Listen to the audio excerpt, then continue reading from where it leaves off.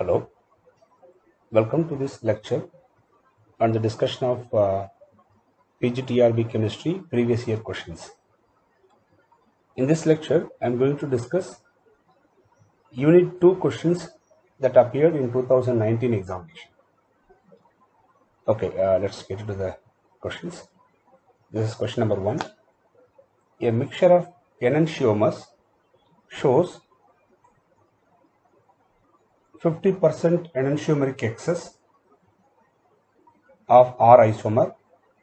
Therefore, the percentage of R isomer and S isomer in the mixture is. Okay, so in this problem it is given that the mixture has, so we have a mixture. Let us take the mixture as 100%. Okay, a mixture has 50% enantiomeric excess. Okay, so we have to divide the mixture into two. One is the excess, that is 50% enantiomeric excess is there, and which isomer is excess? Plus R. So R isomer, okay, is present as excess 50%. The remaining 50% of the mixture must contain racemic. Okay, racemic mixture. The remaining is racemic mixture. As you all know that racemic mixture is a mixture of equal amount of R and S isomer. So there should be 25% R and 25% S. Therefore, the total R percentage in the mixture is, here we have 50, here we have 25. So the total percentage of R isomer in the mixture is 75% and the S isomer is 25%. Okay, therefore, the correct option for this question is option E. Then, question number 2.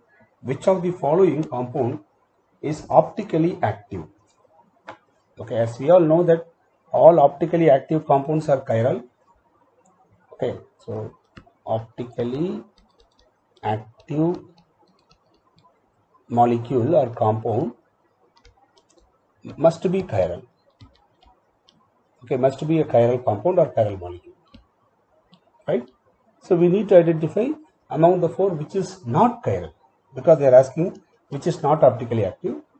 Okay, so if you see option A, in option A, see around this phosphorus is a chiral center or stereogenic center, because this phosphorus is connected with the four different groups. Okay, see here we have benzene ring attached with a cyclohexane like system. Similarly, here also benzene ring attached cyclohexane system, but we have an additionally a methyl group here. Therefore, definitely the four groups attached with the phosphorus are different. So it is a stereogenic center, and as you all know that if a molecule contains one stereogenic center, okay, it must be chiral. Therefore, this compound is optically active. Okay, this is active. This is active. I'll put A, active. Then what about option B? In option B also, the four groups attached with the phosphorus. See here we have CH2, CH2. Here we have only one CH2. Then it is directly connected to benzene. Whereas here we have a phenyl ring, and here we have phenyl attached with OH. So all the four groups are different. Therefore, this is also a stereogenic center. So we have a single stereogenic center. So the compound must be chiral. Okay, so it probably should be optically active, right? Then if you see option C, so this is also optically active. In option C, we have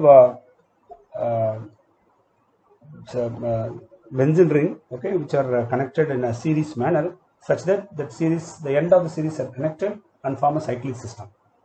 Okay, so the phenyl rings are connected in such a manner that they form a cyclic system. When it forms cyclic like structure, then the molecule should be planar. And we all know that all planar molecule must have at least one plane of symmetry.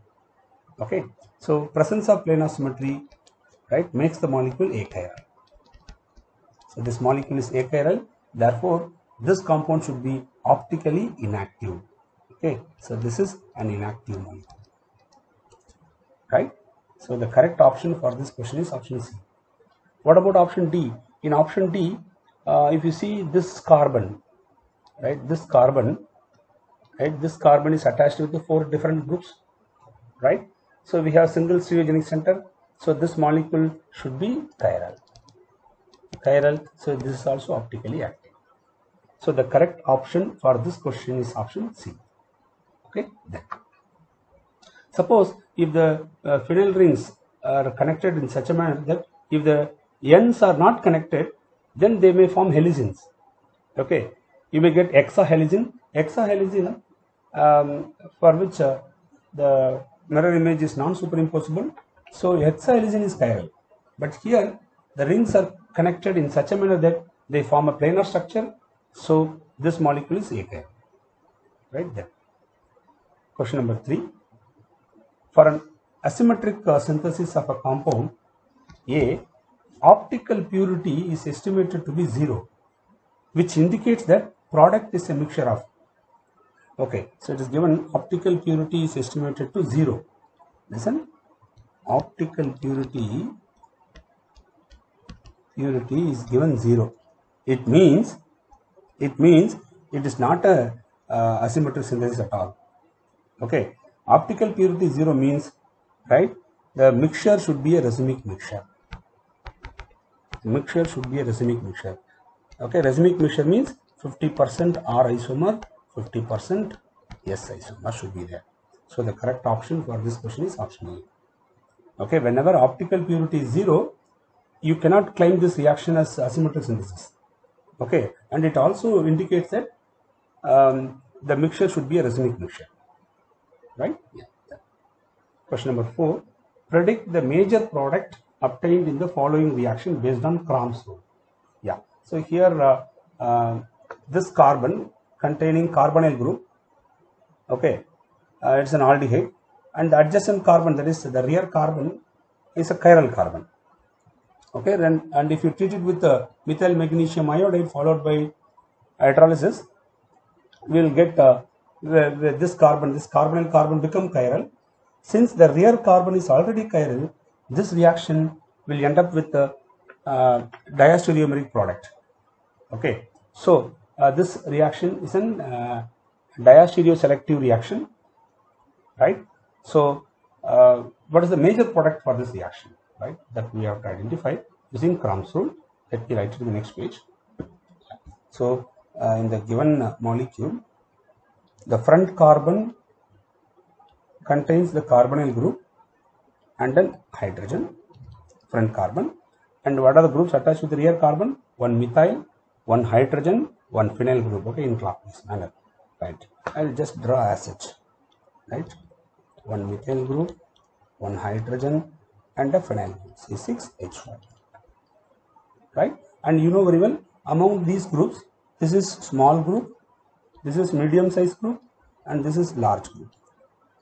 Okay, so when you add methyl magnesium, what's the reagent?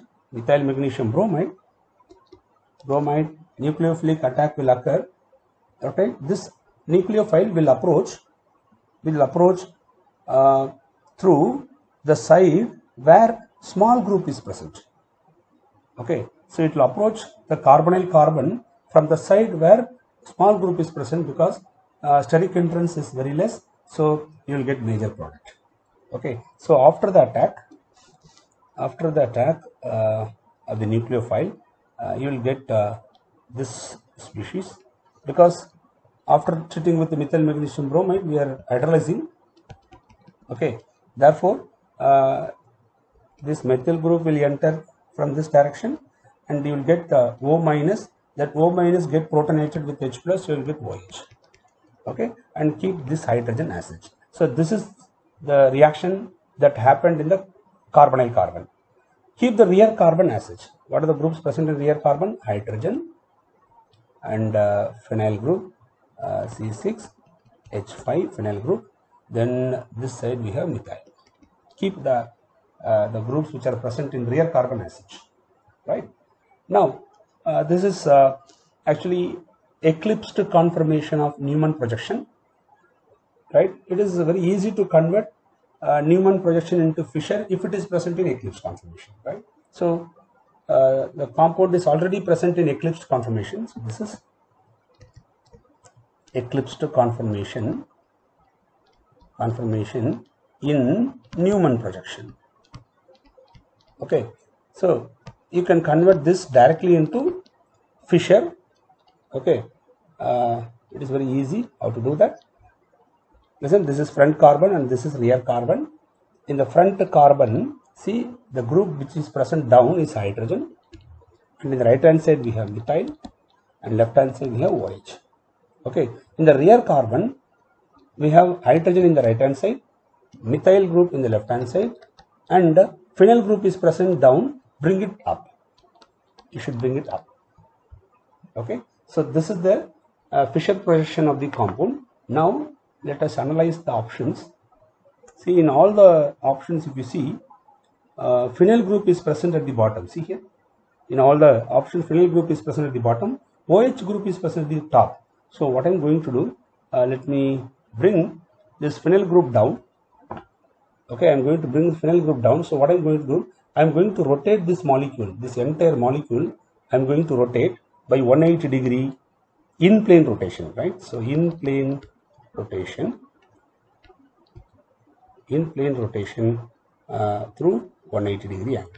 So if I do 180 degree rotation, okay, in the plane of the molecule, right, or in the plane of the Fisher projection, right, it doesn't affect the configuration of the chiral carbon. Okay, so 180 degree rotation in plane is allowed. Therefore, we end up with this structure.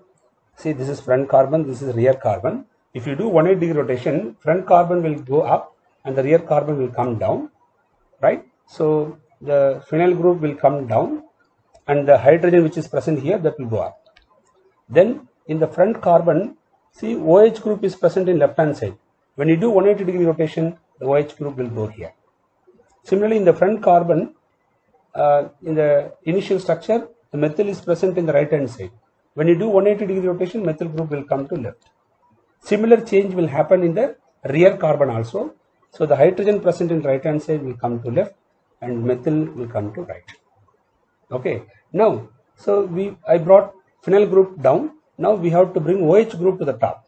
So in the front carbon, see here, I am going to do cyclic exchange. I will bring OH group here, hydrogen here and methyl here. Cyclic exchange on a chiral carbon in Fisher projection doesn't affect the configuration. I repeat, if you do cyclic exchange on a chiral carbon in Fisher projection, that change does not affect the configuration of the carbon. Okay, so it is allowed process. So what I am going to do, I will bring OH group here, I will bring H here and bring methyl here. Keep the rear carbon as such. Keep the rear carbon as such. So this is the major product that we get in this reaction. Okay, why it is a major product? Because the methyl, the nucleophile approaches the carbonyl carbon. Okay, in the side, a small group is present. Okay, so it should be a major product, right? So in the major product, see here, methyl groups are present in same side, hydrogen present in same side. So it should be an erythroisomer, right? So the correct option for this question is, yeah, option A. In option A, see, methyl 5, predict the correct decreasing order of stability of various cyclohexane conformation. Now, this is a very simple one. In chair conformation, chair, twist boat, boat, off boat are given. In chair conformation, right, this is chair, twist boat. Yeah, this is twist boat and this is boat, and this is off boat. This is off. Yeah. It's very clear that in off boat, we have 5 carbon atoms in one plane. Okay. This is a simple idea. You just keep this in mind. If you have more number of carbon on single plane, eclipsed interaction become dominant. Okay, dominant interaction will be eclipse interaction. Eclipse interaction destabilizes the system. So in off boat, we have 5 carbon atoms in one plane. So eclipse interaction, okay, destabilizes this molecule or this structure in a larger extent. So it is highly unstable molecule. Okay, so off board should be the least, okay, among these four. And in board we have 4 carbon atoms in one plane. Okay, 4 carbon atoms in one plane, again destabilizes the system, right? But compared to off board, it is somewhat more stable. In twist board, right? See, in board these 4 carbon atoms are in one plane, but if you make the board into twist board, okay, the 4 carbon atoms, right, are little adjusted such that the eclipse interaction decreases in a considerable extent.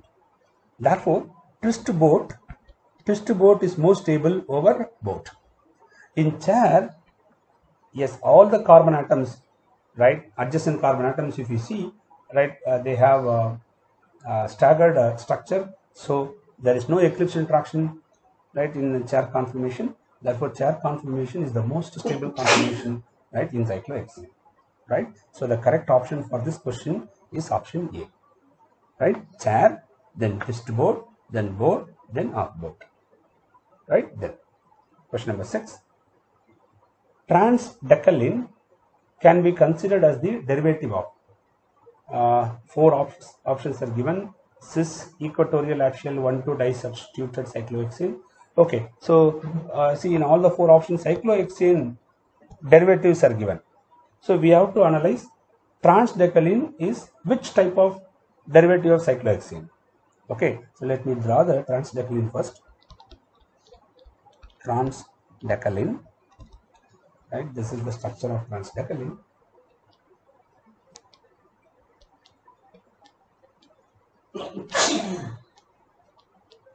The structure of transdecaline. So in this transdecaline, suppose I'll take this cyclohexane. Okay, I'll take this cyclohexane. With respect to this cyclohexane, this bond, right, is an equatorial bond, and this bond is also an equatorial bond. Okay, therefore, this transdecaline structure is supposed to be, and you know very well, in adjacent carbon, okay, if you have 2 equatorial groups, right, it should be trans. Therefore, transdecaline can be considered as, okay, trans, right, 1, 2 di-equatorial or equatorial, right, 1, 2 disubstituted cyclohexane. So the correct option for this question is option C. Okay, it is trans di-equatorial 1, 2 disubstituted cyclohexane. And if you take cisdecaline, right, cisdecaline, yeah, this is the structure of cisdecaline. Yeah, this is cisdecaline. In cisdecaline, suppose I'll take this cyclohexane. Okay, with respect to this cyclohexane, this bond is an equatorial bond, and this bond, right, is an axial bond. Okay, so one bond is equatorial, the other bond is axial, and they are present in 1, 2 position. Okay, so it must be cis. So cisdecaline supposed to be a cis, okay, axial equatorial 1, 2 disubstituted cyclohexane. Okay, but in our question it is given only transdecaline, therefore the correct option is C, right? Yeah. Question number 7. Predict the most stable conformer of 1, 2 ethylene glycol. Okay, yeah. See, in general, if you have OH group on one carbon, and if you have groups like fluorine, NH2 group, OH group, okay, O minus group, etc., on adjacent carbon, okay, there is a chance of formation of intramolecular hydrogen bonding in Gauss-like structure. Okay, see, this anti-conformation is stable. Okay, anti-conformation is stable, nothing wrong in it. But in the Gauss-like conformation, this is Gauss-like, in which the OH groups are present on adjacent carbon with a dihedral angle of 60 degree.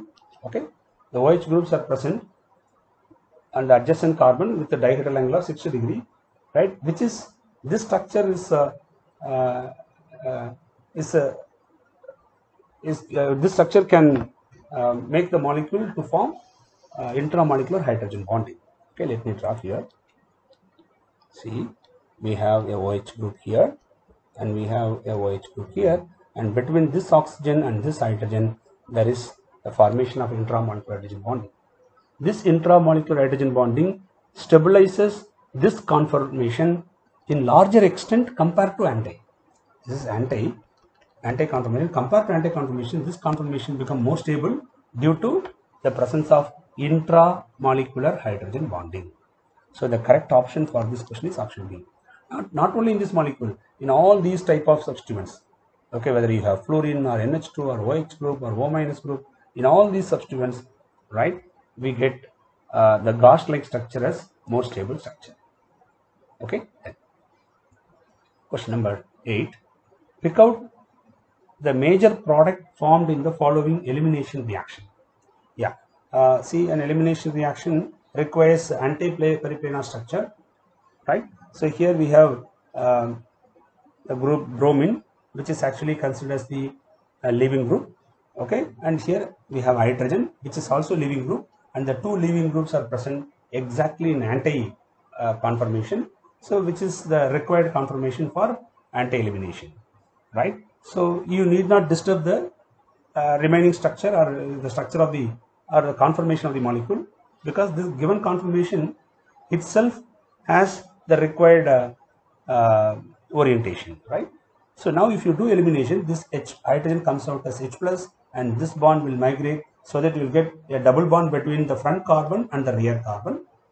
Okay, then this bromine comes out as Br minus. Okay, once a double bond is formed between front carbon and back carbon or rear carbon, okay, after the formation of the double bond, if you see, the two phenyl groups should be in the same side and the two methyl groups should be in the same side. Okay, so if you analyze the option, in option A, see, the two phenyl groups are same side of the double bond. Similarly, the two methyl groups also same side of the double bond. Therefore, the major product of this reaction is supposed to be A. Okay, yeah. Then the next question, question number 9. Among the following, the incorrect, they are asking incorrect combination of complex and its color. Okay, so what is the color of these ions? Yeah, it is very, very important to know the colors of some of the compounds. Let me give some idea over here. Listen, in general, if you have coordination compounds with a weak field ligand, right? If you have presence of weak field ligand, will absorb the radiation with a longer wavelength. Okay, weak field ligand absorb longer wavelength radiation. Okay, longer wavelength radiation or high value of lambda. Okay, will absorb the radiation with the high value of lambda, because weak field ligand will split the T2G EG level in smaller extent. Therefore, since the gap is small, the complex will absorb radiation with a lower wavelength. Okay, sorry, higher wavelength radiation is absorbed, and you know very well, if higher wavelength radiation is absorbed, okay, in VIBGR, VIBGYOR, okay, so this is wavelength increases from left to right. Okay, so if your molecule absorb wavelength from this region, that is higher wavelength region, okay, then the compound will appear with the lower wavelength colors. So complex will usually appear either as violet or a violet indigo mixture, okay, or blue, something like this. Okay, so usually presence of weak field ligand compounds, so usually compounds with weak field ligand will appear with these colors, violet or violet indigo mixture, right, or blue, like that. Okay, then suppose if complex compound contain strong field ligand means splitting gap will be large, right, e.g. T2G gap is large. Okay, Therefore, since the gap is large, it will absorb radiation with a lower wavelength. Okay, when it absorbs lower wavelength radiation, lower wavelength means it will absorb from violet, indigo, or blue region. Okay, so that the complementary color will appear as the or the color that we see should be the complementary color, which should be either yellow or orange or red or a mixture of these. Okay, so in general, weak field ligands appears with these colors. In general, compounds with the weak field ligand will appear with these colors, and compound with the strong field ligands will appear with these colors, yellow, orange, red, like that. Okay, so using this thing we can easily analyze, and I'll give some more information here.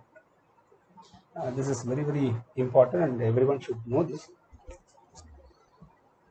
Then when we move from left to right in transition metals, okay, in D block, I'll take divalent metal ions. Right, first I'll take divalent metal ions. So we have scandium never form divalent. Okay, scandium, titanium, vanadium. Yeah, vanadium can form divalent. Hexa, vanadium 2 plus, which has actually violet color, vanadium. Then chromium 2 plus is less stable in aqueous medium. So next, after chromium, we have manganese, hexa aqua manganese complex. Okay, which is actually people say it is colorless, but it is pale pink. Okay, then after manganese, we have iron, FeH2O6 2 plus, divalent metal ion of iron will appear with green color, green. Then iron cobalt, hexa aqua cobalt 2 plus. Cobalt 2 plus will appear with the pink color, pink. Then after cobalt, nickel, hexa aqua nickel 2 plus is green. Then copper,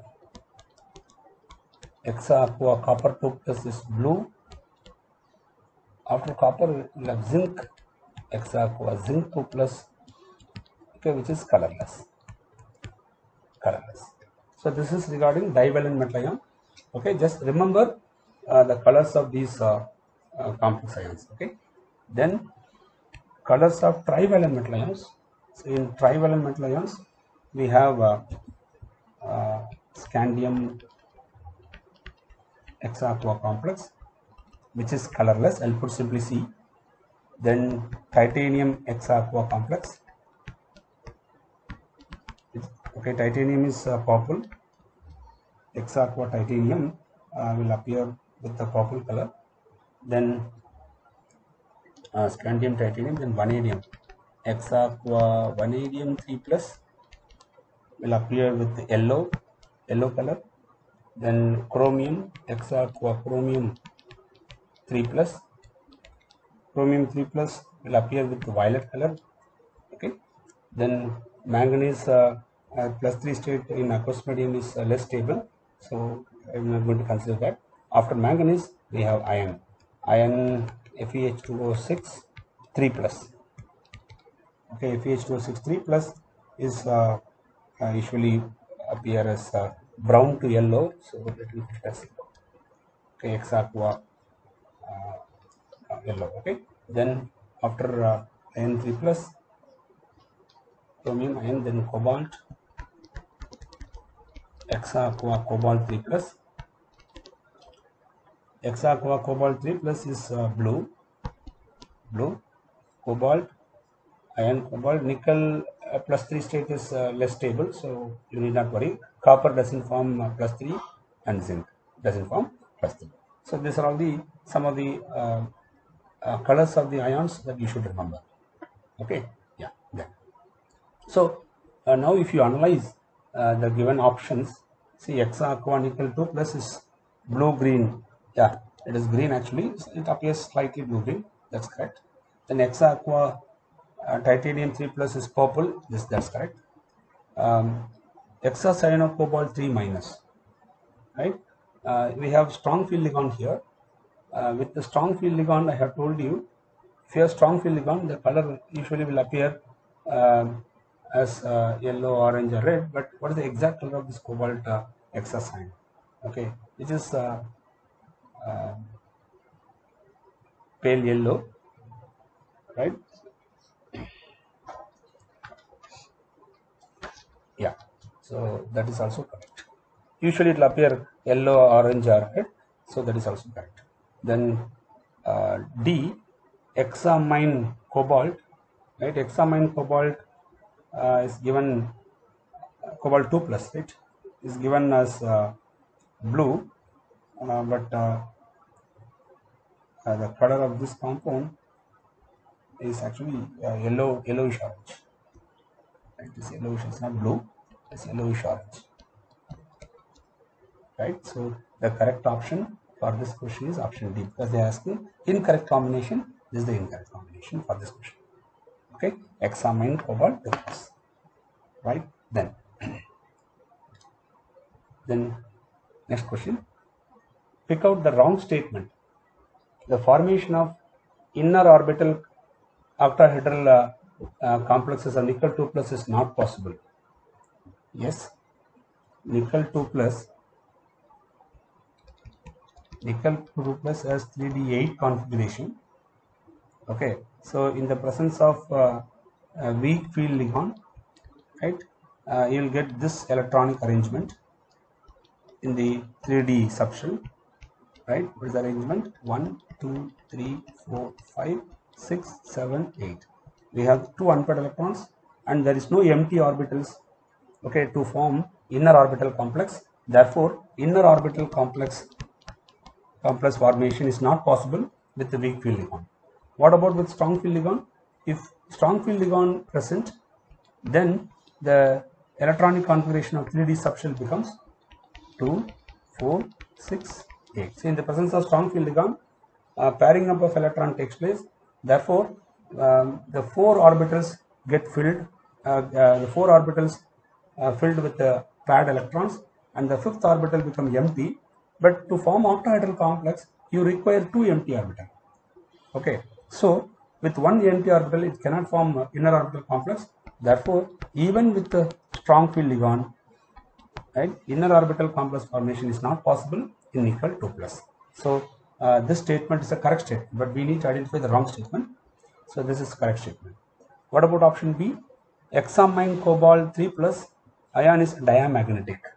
We know very well cobalt 3 plus is 3d6, okay, has 3d6 configuration, right? In the presence of ammonia, okay, in the presence of strong field Ligand ammonia, the 6 electrons in d subshell get paired up, so that you'll get 2 empty orbitals which can involve in bond formation with the ligands, okay, and form your octahedral complex. But if you see, there is no unpaired electron in the structure or in the electronic configuration, right? Therefore, the molecule should be diamagnetic. Yes, hexamine cobalt 3 plus should be diamagnetic. That is correct. Hexafluorocobalt, right, with the +3 state. Cobalt +3. Fluoride is a weak field Ligand. In the presence of weak field Ligand, electron pairing follows Earn's rule. So this is an arrangement of 6 electrons in this complex, and we have 4 unpaired electrons, right? Therefore, COF6 3- should be paramagnetic. Yes, that is also a correct statement. Okay, then what about option C? A solution of Hexa-aqua nickel 2 plus is colorless. Yeah, this is wrong. Hexa-aqua color nickel is green. It's green in color. But that of Hexa nickel tetracyanide is green, right? Hexa nickel tetracyanide, this is actually colorless. Okay, because it is a square planar complex, so large splitting will occur, and the compound will absorb from UV region. So the compound doesn't appear with color. Okay, so the correct option for this question is option C. What about option D? Hexa aqua titanium 3 plus ion has purple color. Yes, this is correct. Okay, so for this question the correct option is C. That is the wrong statement. Okay, then I hope that you have understood this concept clearly. Let me discuss with some more questions which appeared in the other year examinations, okay, in the forthcoming lectures. Right? Thank you for listening.